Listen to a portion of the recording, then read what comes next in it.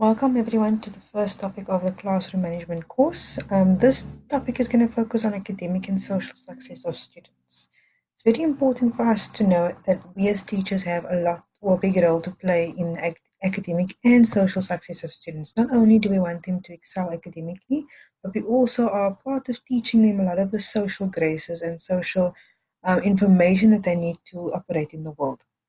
So you need to see your student holistically. You cannot just see them as academic beings. You cannot just look at them in terms of the work that they do in class and in their books, but also as the type of people they are, the way they interact with other students, the way they interact with other teachers and administrators or principal, whatever the case is within the school environment, and also what you do, the same as what happens at home comes to school.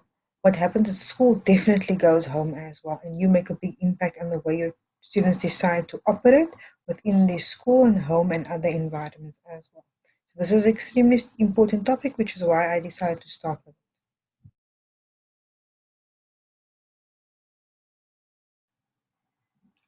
it. As I said before, understanding our students is the first step in a successful teacher-student relationship. Why do we need to understand our learners? We need to know what kind of people they are, as we spoke about in the first slideshow, the classroom management general slideshow introduction. We need to know what kind of people they are, how they operate, how they think, what makes them comfortable, what makes them uncomfortable. Because if you're in a classroom setting and you do something and your student reacts, you might not know why they're reacting, but it may be because what you do makes them uncomfortable, makes them scared, confuses them, etc. So a lot of teachers find it difficult to deal with this generation. This is called Generation Z or Generation Z. I'm not sure if you prefer to say Z or Z, but it's either one. The previous generation, as we did the definition of in our first activity, is called the Millennium Generation. Now, Millennial Generation is now past. The students you will be teaching are called Generation Z. Now, why is it important for us to give them a label? The importance of the labels doesn't necessarily mean everyone is the same, but it does indicate a type of mindset that the generation would have. So, for example, previous generations, if we look at a time when working with your hands was a great skill and very important, or working within factories or clothing factories was an important skill, a lot of the things that happen at school would prepare you for the workplace. Our current generation are the generation of technology. So they are really going to be focused on the way technology works. Their attention span is a lot shorter. They don't have as much patience because they have access to the internet, which is fast and allows them to navigate in a lot of different spaces at the same time. What do I mean by this? They could be searching for um, work on their assignment at school, so they can, if they have an assignment on birds, they could be researching it in one tab on the internet. They could then open another tab and watch a YouTube video. They could open another tab and they could also have word running and they could be typing. They could also be watching TV. So they have a lot going on all the time. This has pros and cons, of course, but it also means that students are able to do a lot more. They can play and work at the same time. The pedagogy of yesteryear is no longer effective because students are not okay to just sit and look at the board and listen to what the teacher is saying. They want to be part of the learning process. It needs to be an interactive experience. So they want to be doing, feeling, touching, saying, engaging. That is the best way for them to learn. So we cannot use old ways to teach our students of today because those no longer work. They have a different way of thinking and they have a different way of doing things. So tools of yesterday, teaching of yesterday, the interest or the main structure of what we've learned can remain, but our techniques and tools need to change. We need to update our methods. We need to think of better ways to engage our students that suit them and that meet them where they are. There is a saying, and there are sayings in many religions, but there's a saying in my religion that you should not raise your children the same way you was raised because they are born for a different time. And that's just the gist of it. But essentially, what I take from it and what I always remember about that is our students are not living the exact world we are living in when we were younger. We cannot expect them to do exactly and be exactly the way we were when we were younger. We need to consider the world. What is the environment like? What are the outside influences that they now have to face and deal with? So keep that in mind when you're thinking about your students and when you're planning lessons, even during your training process. You need to understand your learners, understand the bigger picture, not just the learner as an individual, but the cohort as a whole, the generation as a whole, and the world then as well, and the effect it has on your students and the way they learn.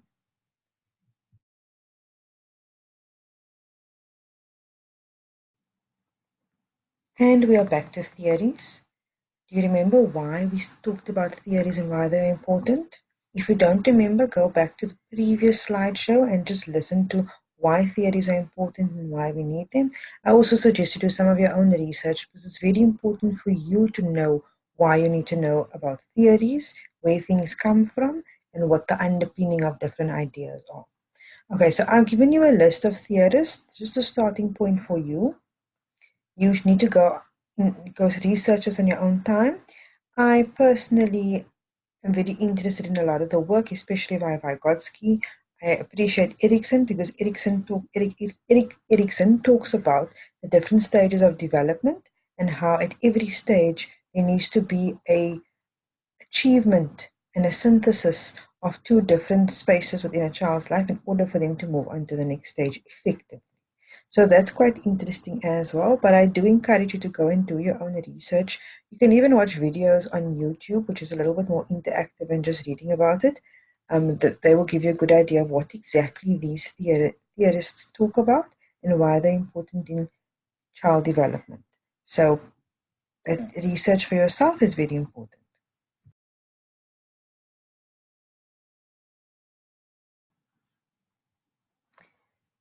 More tables of theories and theorists. These I liked because they break down every theory a little bit more. Please have a look at them. I think even from reading these principles of theories and the description of the theories, it will really start giving you an idea of what they're about, and maybe you're pulled towards a certain theory because of the description you see here.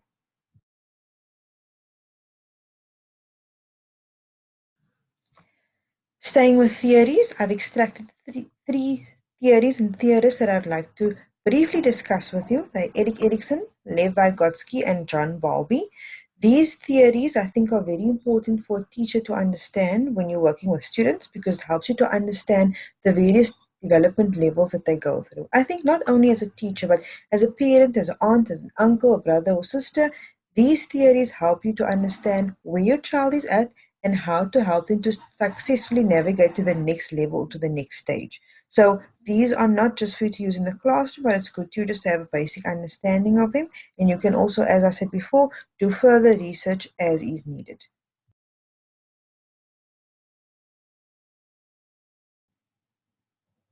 And so we'll be starting with Erickson. Erickson is a German-American developmental psychologist and psychoanalyst known for his theory on psychological development of human beings. He's most famous for coining the term identity crisis, which is very important in the adolescent stage of development, which is very interesting and something that affects human beings throughout their life. I would suggest you go and do some research or watch a YouTube video on it. It's quite interesting. So as you can see, there are various stages starting from infancy, and they go up to what they call older, which they actually mean until you die. And so these various stages are on a continuum. At one side, you would, for example, see trust, and on the other side, mistrust.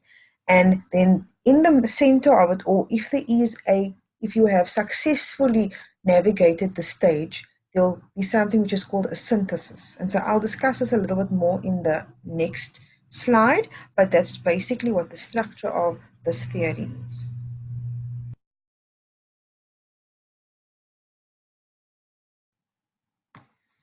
Okay, and so this is a little bit more information on Erickson's stages. This also gives you a description and it also gives you the virtue. So the virtue is also called the synthesis. So for example, the crisis is trust versus mistrust. And if you get a synthesis, then your virtue would be hope. So if the stage is successful, if there's no crisis in that the child doesn't have any difficulties and the mistrust doesn't develop as a very big part of their personality, then they will then have hope. If there's trust, then they can have hope. What does this mean? So basically at this stage, in stage one, Babies learn to trust their parents, and if parents meet the needs of their children, so for example, they feed them, they change their nappies at the proper time, they spend time with them, they show them love and affection, etc. If that happens, the child will then develop trust in that caregiver. That trust will then also stand as the foundation for all the relationships to come, and it also will mean that stage 2, 3, 4, and all the rest will be built on a more solid foundation. If though their needs are not properly met, they will grow up with a general mistrust of the world. It will be difficult for them to develop relationships, and a lot of the other stages that follow will also be very shaky. So the age group says between 0 and 1 years, but that is different from one book to another because you can't really say when one stage begins and when one stage ends just because everyone is different. But that's just the general idea. So as you go through these, you'll see at different stages what every child is going through and how they develop. And I want you to think about kids that you know. Think about what age they're at now, and then you look at the description. How suited are they to this specific stage as identified by Erickson? I think it's very helpful when you're raising children and when working with kids to have a good idea of what these stages mean, because even if you don't believe in the theory as a whole, it does help you to understand what children are able to do at different stages. Because remember, at, for example, the age of 4 or 7, children are not ready to focus on identity or role confusion. They're not able to cognitively and mentally, they're not able to do a lot of the things that the next stage will require. So they have to go very slowly from one stage to the next. They have to pass through the stage and pass through it completely before they can move on to the next stage. You know from seeing children from a small age, from a baby to maybe a toddler and to an adolescent, you can actually see how they grow and how they're able to do something a little bit better. And every day you're so amazed, like, wow, they're growing up so fast, they're learning so quickly. But it's their brain developing, and their brain develops by using stepping stones. So they first, for example, not all babies, but I'm just using an example, they need to learn to crawl because they need to use those legs, and then they'll start to lean against the walls or the furniture, and then they can start to walk, and then they can start to run. Some babies go straight from laying to running. I'm sorry, laying to walking, but that's another story. But what my point is that we need to create these levels and stepping stones, and then children will be able to then go from one level to the next. So as you can hear, I really like Erickson. I like the work that he did, and I like the explanation that goes along with it. It has really given me a lot of perspective when I was working with kids and adolescents.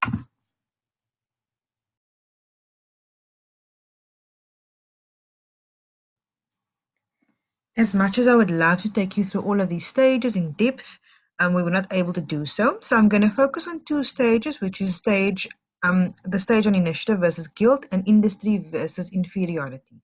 Why? I think it's because a lot of the work that we do is focused on this age group. Of course, some people are also working with 13 years and up, which is identity versus role confusion. That is a big stage as well. But for now and for the purposes of this slideshow, those are the two stages we'll be focusing on.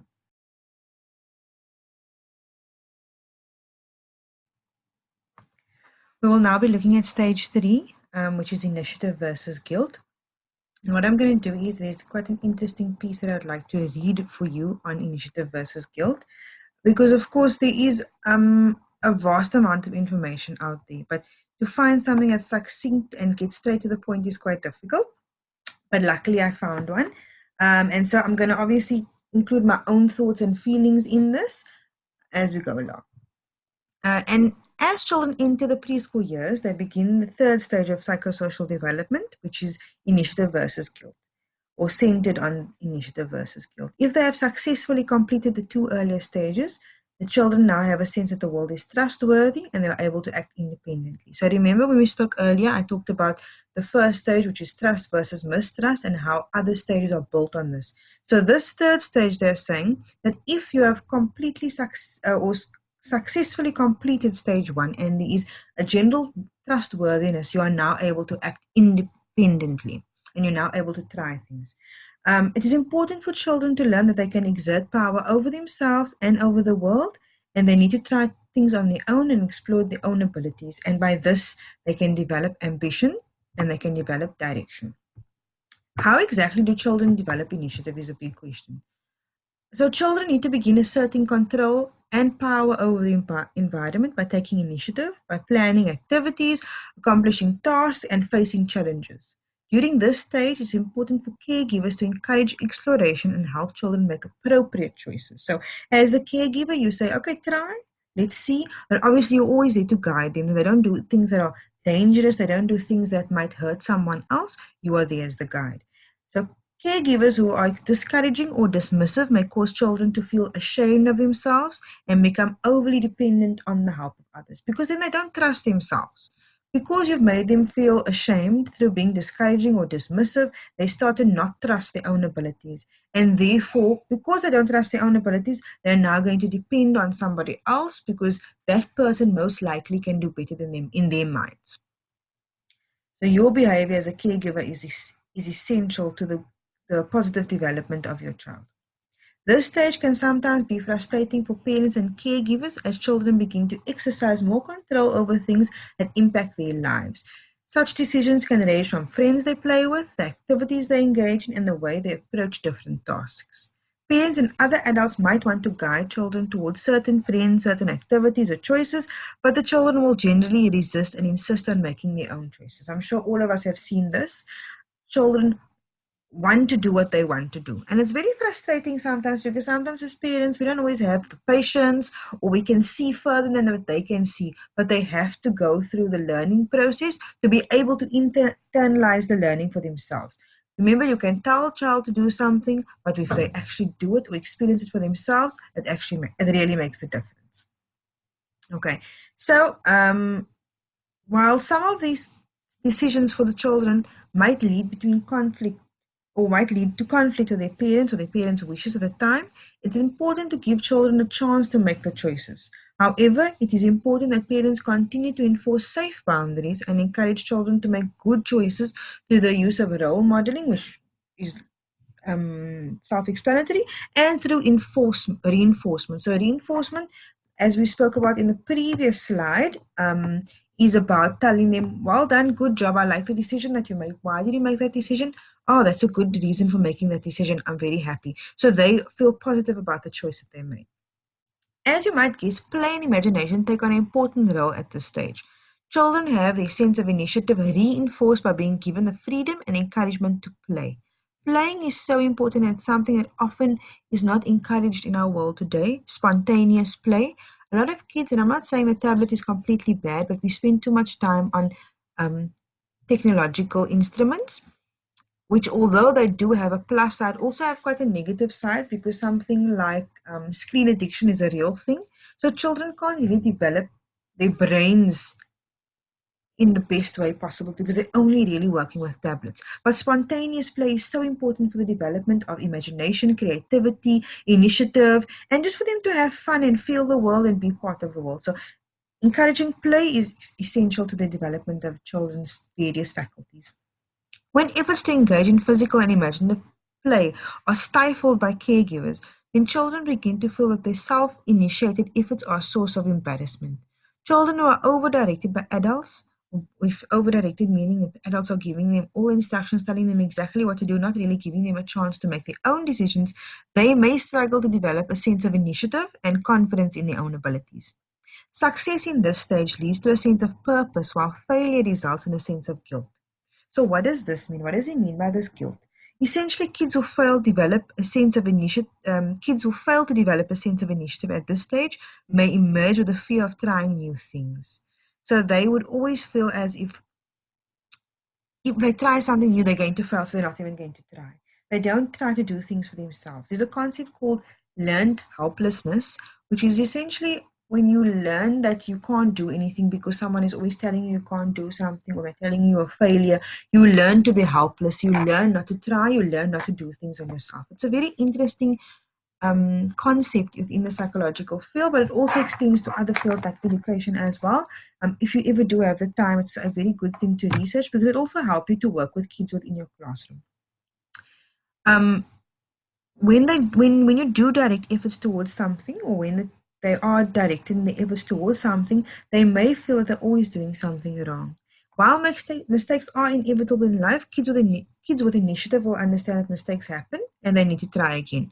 while children who experience guilt will instead interpret mistakes as a sign of personal failure, and they will live with a sense of feeling that they are bad, or the things that they've done are bad, or the whole situation is bad. So these are the two sides of the same coin at this stage: your initiative on one side and guilt on the other side. If you already think of kids that you know, or look at kids at this age group, you can actually pick out the stage and the various elements of the stage. You'll see them exploring the world. You'll see them learning what the gender role is. You'll see those kinds of things happening, and it's quite interesting to notice. And you also learn little tricks and ways on how to encourage initiative and encourage them to successfully come through the stage.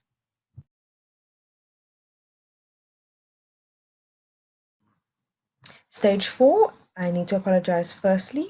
Stage 4 is not initiative versus guilt. It is actually industry versus inferiority. So this over here is the incorrect. I do apologize. I've proofread my work quite a bit, but I think I missed this one. I think I need to find someone else to proofread for me because I start to get blind at a point. Okay, so this stage is really a lot about the social world. It's when the social world expands. So school and social interaction play an important role during this time of a child's life. A child's social world expands considerably as they enter school and gain new friendships with peers. Through social interactions, children begin to develop a sense of pride in their accomplishments and abilities. During the earlier stages, a child's interactions centered primarily on caregivers, family members, and others in the immediate household. As the school year begins, though, the realm of social influence increases dramatically. Friends and classmates play a role in how children progress through industry versus inferiority stage. Through proficiency at play and schoolwork, children are able to develop a sense of competence and pride in their abilities. By feeling competent and capable, children are able to also form a strong sense of self-concept. So, what this is talking about is when a child is able to go to school and find out that they are good at running, or they are good at hopscotch, or they are good at coloring or singing, or whatever the case is, they start to develop a sense of pride in their abilities. They can feel competent and capable. When children feel competent and capable, that results in self-concept. Gives you a strong sense of self-concept. So you feel that you are able, you are good at something, that you are confident about a particular task. And this is very important for a child's sense of self. During social interactions with peers, some children may discover that their abilities are better than those of their friends, but their talents are highly prized by others. This can lead to feelings of confidence. In other cases, though, children may discover they're not quite as capable as other children, which can lead to feelings of inadequacy. So lots of us are not adequate in everything. For example, I'm a terrible dancer. Even though I try to do it all the time, I suck. So I sometimes feel inadequate at that. So everybody has something which they feel inadequate at. But remember, when you're a child, things are so much bigger and they are a lot more worrying than they are when you are older and you know yourself and you're okay with things that you can't do. So this also helps children, or helps you to understand how children can feel very conscious of something that they can't do, even though you are thinking, oh, it's fine, you can do other things. For a child, it's a big deal because maybe all their friends are good at something and they are not. Schoolwork, though, helps build competence and confidence. And how? At early stages of development, children are very largely able to engage in activities for fun and receive praise and attention. Once school begins, though, actual performance and skill are evaluated. Grades and feedback from educators encourage children to pay more attention to the actual quality of their work. During this stage, children become capable of performing increasingly complex tasks. As a result, they strive to master new skills. Children who are encouraged and commended by parents and teachers develop a feeling of competence and a belief in their abilities. So the more they hear that they are good at something, the more they believe it, and the more that they will practice it. And the more you practice something, the better you become at it. So it's kind of like a cycle. Those who receive little or no encouragement from parents, teachers, or peers will doubt their ability to be successful. Children who struggle to develop this sense of competence may emerge from the stage with feelings of failure and inferiority. This can set the stage for later problems in development. So everything that happens at one stage affects something at the next stage. People who don't feel confident in their ability to succeed may be less likely to try new things and more likely to assume that the efforts will not measure up under scrutiny. The events of this stage can help build or undermine self-confidence. So according to Erickson, this stage is vital in developing self-confidence. During school and other social activities, children receive praise and attention for performing various tasks such as reading, writing, drawing, and solving problems. Children who do well in school are more likely to develop a sense of competence and confidence. They feel good about themselves and their ability to succeed. Children who struggle with schoolwork may have a harder time developing these feelings of sureness. Instead, they may be left with feelings of inadequacy and inferiority. So, how can you, as parents or teachers, foster success during this stage? It is important for parents and teachers to offer support and encouragement.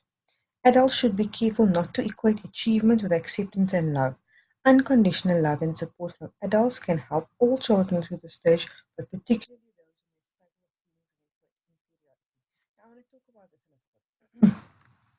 Oftentimes, there are parents who praise in a healthy way, but there are also adults who overpraise. And what happens is children, when I say overpraise, they make academic success exceptionally important. So students are kind of hyped up on the idea that they're academically successful. Sometimes when these students enter university and they receive the first results and realize that they are no longer A students, they kind of collapse under this. And this is because they are used to achieving great marks and they therefore then start to lose their sense of self. They don't understand where they fit in because their identity has always been placed on the academic success. This is not healthy. Students should not feel that they're only amazing or great or only given support because they're academically successful. Whether a student is successful academically or not, your job is to encourage them, but not to make academic success the end all and be all. Children who are overpraised might develop a sense of arrogance. So clearly balance is important and plays a major role in this development. Parents can help children to develop a sense of realistic competence by avoiding excessive praise and rewards, but rather encouraging efforts rather than outcomes. So encourage the process and not the product, or encourage the fact that they are trying and not necessarily whether they're successful or not, because mistakes is part of the learning process. It helps children to develop a growth mindset, and that is what we want. We don't want children who just want to get things right. We want to raise children, not develop. We want to raise children who have a growth mindset that they know mistakes are part of it. The process is important, it's not just about getting things right. Even if children struggle in some areas of school, encouraging children in areas in which they excel can help foster feelings of competence and achievement. So if they're good at sports, make that important as well as academic success. I'm going to read you an example of the stage. The best way to visualize how the industry stage may work is to look at an example. So imagine two students in the same grade 4 class. Olivia finds science difficult, but her parents are willing to help each night with the homework. She also asks the teacher for help and starts to receive encouragement and praise for efforts. Jack also struggles with science, but his parents are uninterested in assisting him with his nightly homework. He feels bad about the poor grades he receives on his science work, but he's also not sure what to do about it. His teacher is critical of his work, but does not offer any extra advice or support. Eventually, Jack just gives up and his grades become worse and worse.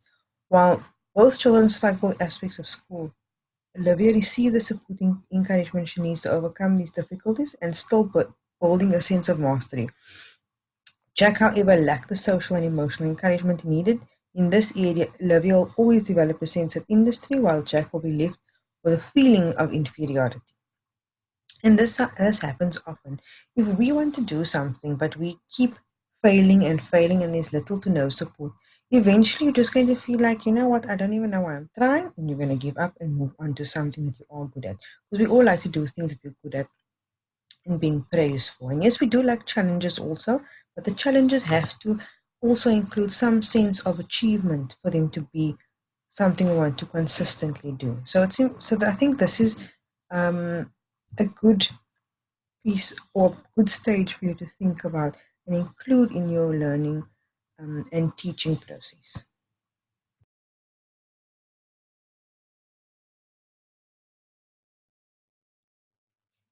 We're going to look at Vygotsky, which is socio-cultural theory. I'm just going to very basically talk about this, and you can do some of your own reading as well. I'm going to use the pencil just to point to the areas that I'm talking about.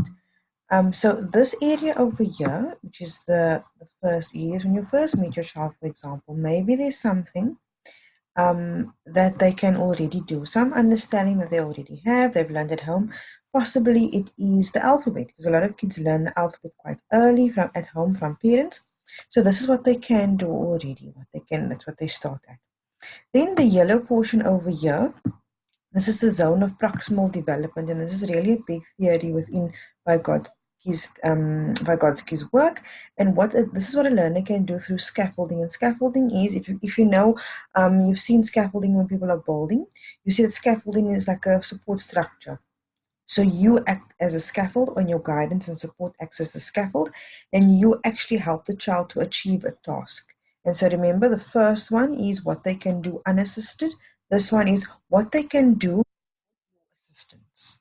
The last stage is what the learner is currently unable to do. But if you act as a scaffold, you'll be able to get your learner up to this level of what they'll be unable to do. So Vygotsky's theory is really based on mediation or support by adults or another knowledgeable other. But also there's a lot of focus on peer-to-peer learning as well. So Vygotsky is a good theory for you to also talk about and look at, and just do some research on your own time as well.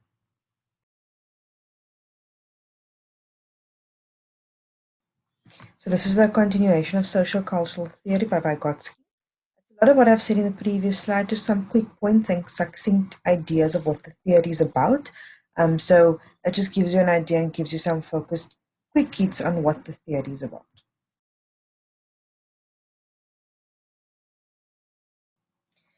And the last theory that I'm going to be introducing you to is attachment theory by John Bowlby. And this work really focuses on the attachment of infants, especially to the mother or the primary caregiver. It talks about the importance of attachment to a significant other. Important in the first 2 years it is for the child to have consistent and secure support from this primary caregiver or primary caregivers. John Bowlby talks about what happens if this does not happen.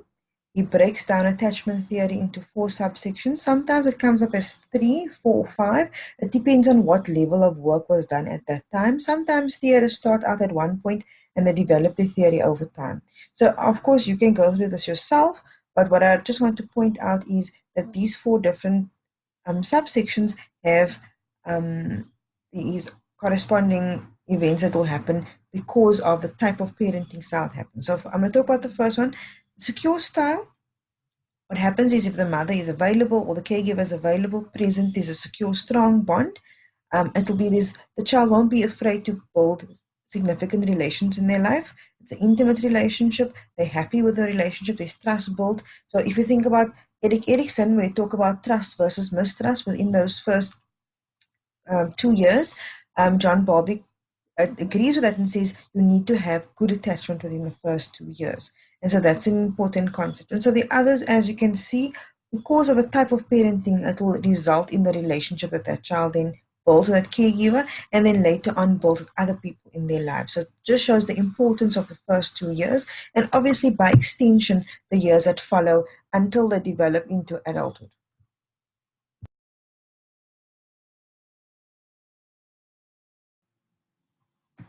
I've attached these tables on attachment theory because they are a nice, succinct look at the theory and what it actually means in practical terms.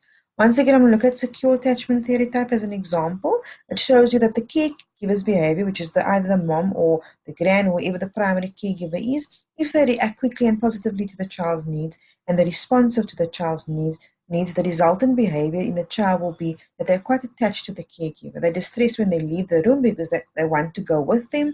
They're happy when the caregiver returns, and they seek comfort. They are the person they go to. They get a fright if they're scared, if they're sad, whatever the case is, that is the person that they're going to go to. So read the rest of them. It also helps you when you see a child in your classroom and you can see the way they behave and interact. This might be just give you a background knowledge on why the child might be behaving this way. Because sometimes we just react to a child, we scold them in the moment because they're reacting in a certain way. But sometimes it's because it's the way that they were raised or the love and the support that they were given or not given that is resulting in the behavior that they then portray within the classroom space.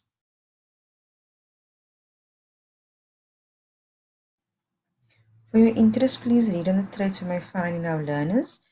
A lot of them, I cannot say that every single child of a generation portrays these or always possess these traits, but they do give an idea of what you can usually find within the generation and how the generation were raised. Read them and make up your own mind. Be very critical about the information and reading that you do. Don't accept everything as um, truth. Look through it, be critical, think about what you see around you. Is this what you see reflected in kids around you or people of the generation? Does it make sense or not?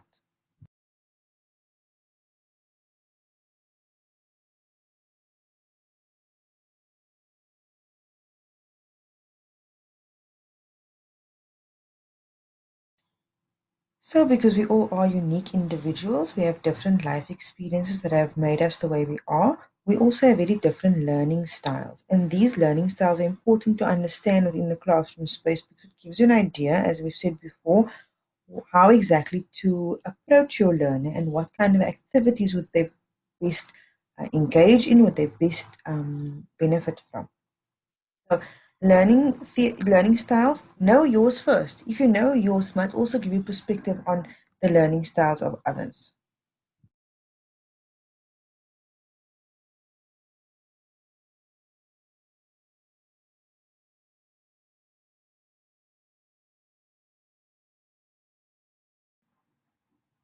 These are some of the learning styles that are available.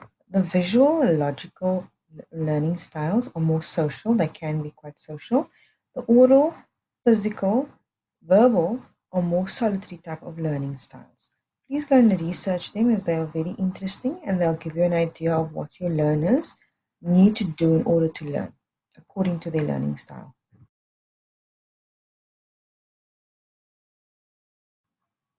So there are a host of learning styles. There are, I think, hundreds of learning styles beyond the ones that I spoke about in the previous slide. In the last decade or two, these learning styles have become more popular because of the use of technology and because of the different way in which learners today learn. So learners are using technology a lot more in the classroom. They work better in groups as opposed to one to one. They like doing experimental activities because they like doing and learning through experience, learning through finding things out and making mistakes. So these learning styles, which will be explained in the next slide or two, are the ones that you really need to be employing within your classroom space.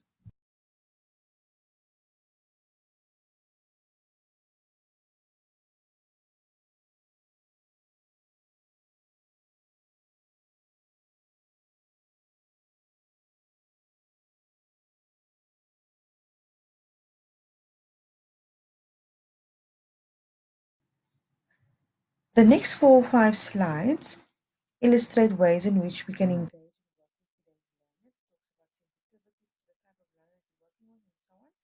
encouraging mistakes. So read these, make sense of them in your own mind, do extra research as well, because they are really helpful in working with the classroom today.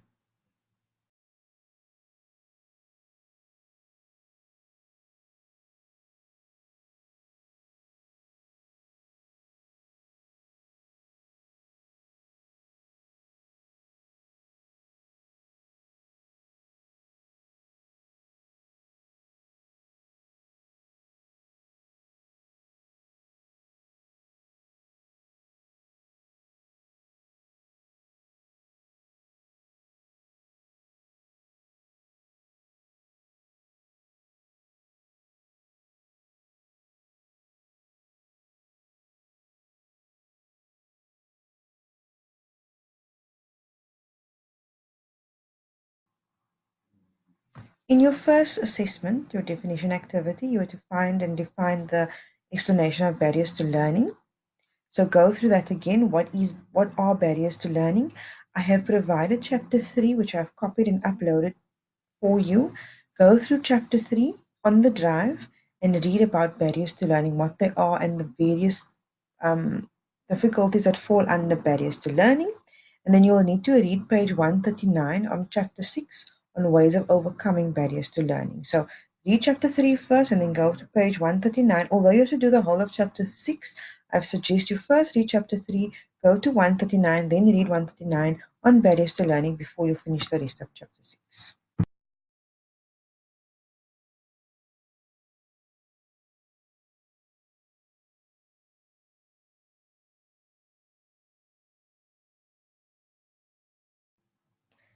Thank you for going through this slideshow. I hope it was interesting. Please read chapter 3 and 6 to solidify the learning that you have had so far.